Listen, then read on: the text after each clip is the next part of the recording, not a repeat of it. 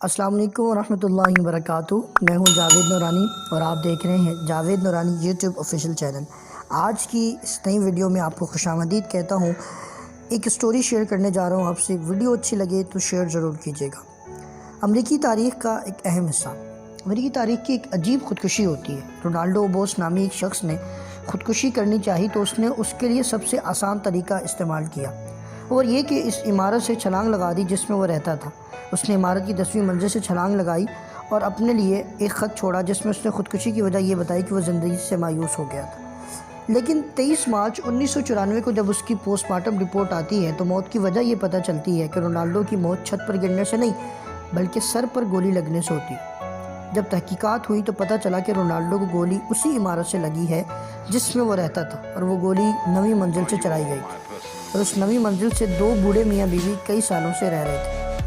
ہمسایوں سے معلوم ہوا کہ دونوں میاں بیوی آپس میں ہر وقت لڑتے جھگڑتے تھے، اور عجیب بات یہ تھی کہ جب رونالڈو نے چھت پر سے اپنے آپ کو پھینکا، عین اسی وقت بوڑھا شوہر پستول تھامے اپنی بیوی کو جان سے مارنے کی دھمکی دے رہا تھا۔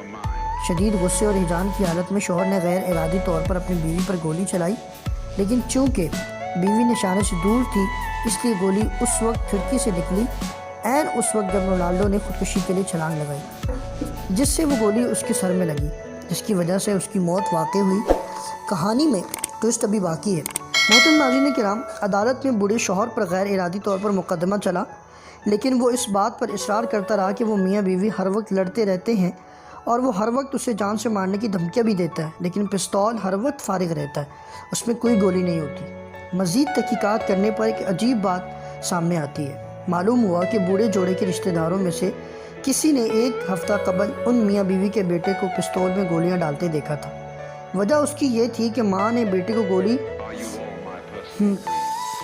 وجہ یہ بتائی جاتی ہے کہ ماں نے بیٹے کو مالی امداد دینے سے منع کر دیا تھا، تو بیٹے نے بوڑھے ماں باپ سے جان چھڑانے کے لیے سوچا۔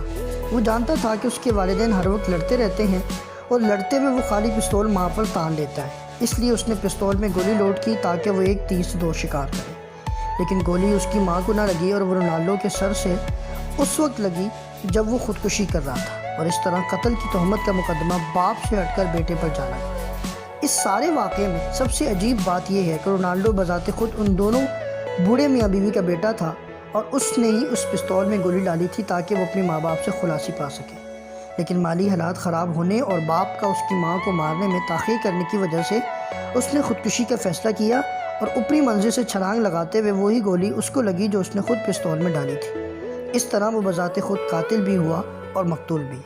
اس ساری کہانی کا لب لباب محترم ناظرین کرام، نتیجہ یہ نکلتا ہے کہ میں اور آپ بعض اوقات دوسروں کے لیے جب ہم گڑھے کھود رہے ہوتے ہیں، دوسروں کے لیے برا سوچ رہے ہوتے ہیں، دوسروں کے گھر اجاڑنے کے لیے سوچ رہے ہوتے ہیں، وہ در حقیقت ہم اپنا ہی گھر اجاڑ رہے ہوتے ہیں، ہم اپنے لیے ہی بربادی کا مخرج تیار کر رہے ہوتے ہیں۔